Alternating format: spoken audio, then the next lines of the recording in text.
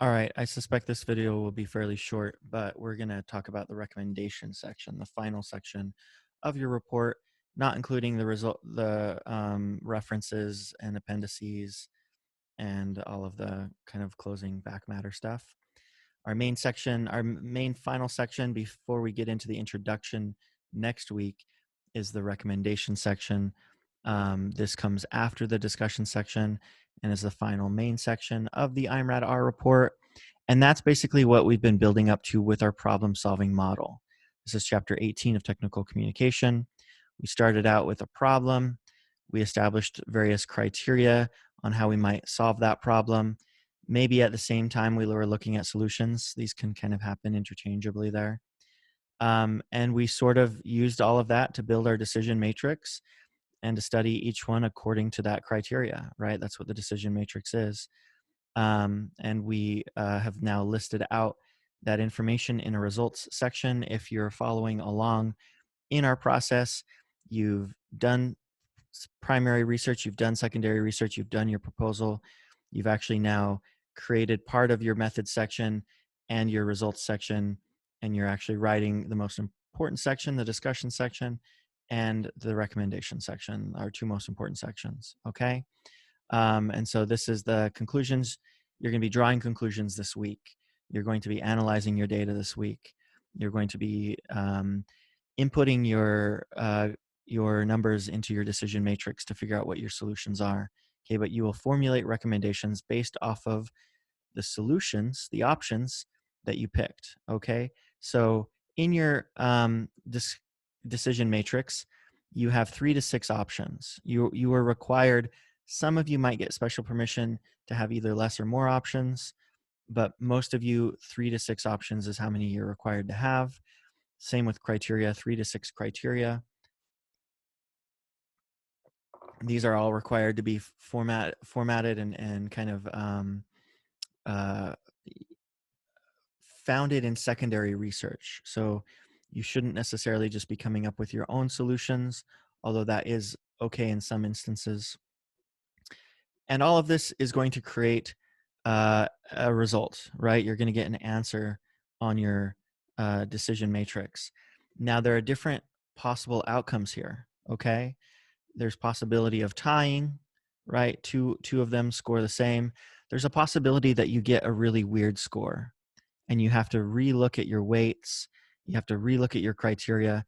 Maybe make sure you reanalyze your criteria and that you're not missing something important like cost or time or efficiency or manageability or, you know, um, um, the likelihood of it to succeed or, whatever criteria you can think of. Again, 3 to 6, you don't want too many, but we need enough. And so it is okay to modify your decision matrix. You don't want to modify it so much that you just create it in a way that gives you the outcome you automatically want. And so I will analyze it for that, looking at how honest and unbiased it is at detailing the information and making sure the weights make sense, okay? And that you're not just putting weight on one thing so that that thing wins. So you've done all of that for the decision matrix in the results section, okay? So here, let me label this real quick. Discussion section. All right. So in the methods section, you explained your decision matrix. Remember, we looked at an example student work here. Let's see. Do I have that one open? Actually, I don't think I do have that one open. If you remember, feel free to go check out our last video. Let's see. How do I go back here? Well, all right. And you'll remember in the methods section, they had a section on data analysis. And that data analysis section explains the problem solving model. The main thing that we're explaining there is your decision matrix. Now, remember that you're not answering it yet. You're not scoring it yet, okay? So nothing is getting scored yet in the methods section. In the methods section, we've just picked the solutions that we want to look at. We've picked the criteria, we've picked the weights, and we're about to score it in the results section, but we haven't yet in the methods section, right? The methods is what our plans are to do. So make sure you don't answer the decision matrix in the methods section. You answer it in the results section, and then you analyze it in the discussion section. Okay. All right. So you've drawn conclusions about each option. You've created your decision matrix. Now in the discussion section, you will be doing a number of things, one of which is analyzing your decision matrix. Do you have to analyze every single thing and cite every single thing from secondary sources? No. You're going to analyze some of the main details, things that you think are most important. For example, if you had cost as a criteria, and you had a millionaire mansion right here, it would make sense that that would cost a lot of money. And so I don't need you to explain that to me, right? And so you want to focus on some of the main things of like what are the most important things to explain out of all of this? Likely you're the scholar on this topic. You've done enough research to know what is most important to unpack and what to explain in the decision matrix. Obviously the winning choice is going to be explained somewhat well, to explain why it won in that section, in the discussion section. And I know I'm kind of like summarizing a lot of what I've said before, but I'm trying to let you see how this works, right? How we go from the beginning to the end. Because in that discussion section, yeah, you'll unpack and explain the decision matrix. And then you have a recommendation section, okay? The recommendation section is what should we do? And who you're writing to depends. I've told you all that you can write to different people. In our assignment guidelines, I've written that we're writing to President Katsu, okay? And so um, uh, the president of Nazarbayev University.